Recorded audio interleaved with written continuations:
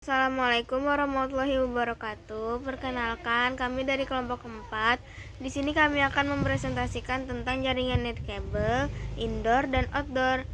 Izinkan saya memperkenalkan anggota kelompok saya. Yang pertama ada Erangga Asmardin, Amela Zahra, Zakira Sendria, dan saya Kirana Ulhasana. Dan rekan saya yang akan menjelaskan tentang hasil pengamatan teknologi nirkabel indoor dan outdoor. Terima kasih. Pengamatan teknologi nirkabel indoor dan outdoor.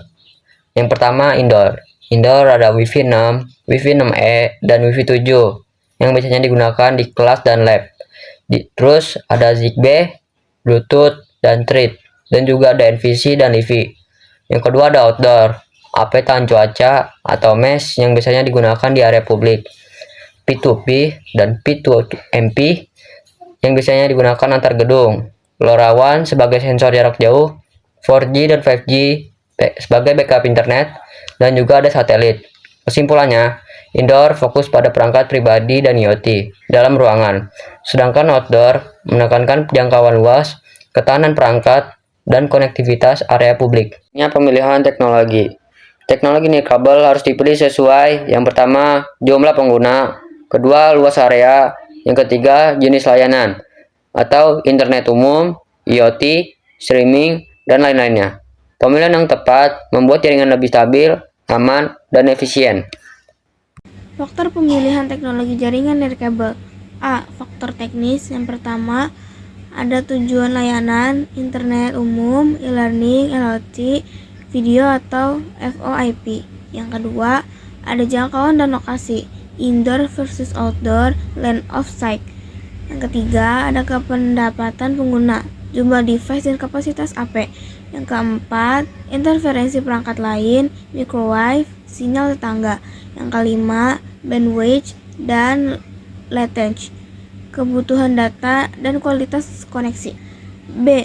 Faktor non teknis. Yang pertama ada infrastruktur, daya listrik, POI, tiang atau ruang pemasangan. Yang kedua ada biaya, harga perangkat dan biaya perawatan. Yang ketiga ada keamanan, enkripsi, WP3, segmentasi jaringan. Yang keempat ada regulasi, izin frekuensi dan aturan pemerintah. Yang kelima ada manajemen, monitoring, update firmware, troubleshooting. Perbandingan kebutuhan jaringan indoor dan outdoor. Indoor, pertama area terbatas seperti kelas, lab, dan ruang guru. Kedua, banyak dinding, sinyal jadi mudah terhalang. Ketiga, kepadatan pengguna tinggi seperti murid dan guru. Keempat, cocok pakai Wi-Fi 6 atau 6E plus LOT, Zigbee atau Bluetooth. Lalu outdoor. 1. Perangkat tahan cuaca, access point outdoor, antena kabel outdoor, IP65 atau IP67. 2. Cukup luas, jangkauan puluhan hingga ratusan meter.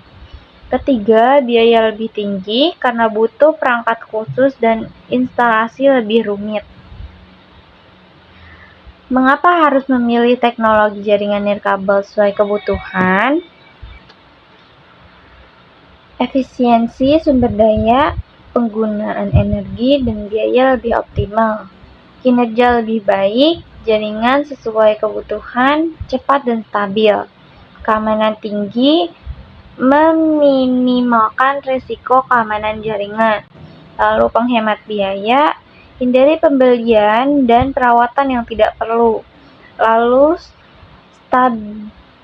skalabilitas dan fleksibilitas, mudah dikembangkan sesuai kebutuhan. Akan menjelaskan perbandingan kebutuhan jaringan baik di indoor maupun di outdoor. Di indoor, area terbatas seperti kelas, lab, atau ruang guru. Lalu banyak dinding yang menghalangi sinyal.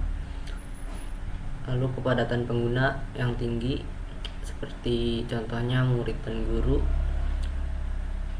Biasanya cocoknya dipakai Wi-Fi 6 atau 6E ditambah IoT seperti Zigbee atau Bluetooth. Lalu outdoor, metode penelitiannya adalah pendekatan atau teknik yang digunakan untuk mengumpulkan menganalisis dan menafsirkan data dalam rangka menjawab pertanyaan penelitian atau mencapai tujuan penelitian. Di sini desain jaringan indoor maupun outdoor. Di indoor, di living room, router menghubungkan TV secara wireless, dan kemudian bedroom 1 dan bedroom 2 PC-nya juga terhubung secara wireless ke router menggunakan wifi. Dari router terhubung ke access point di yard. Yard memperluas sinyal dari router agar bisa menjangkau area yard, dan di sini mengkoneksikan HP, laptop, dan CCTV untuk keamanan secara wireless. Sekian dari saya. Wassalamualaikum warahmatullahi wabarakatuh.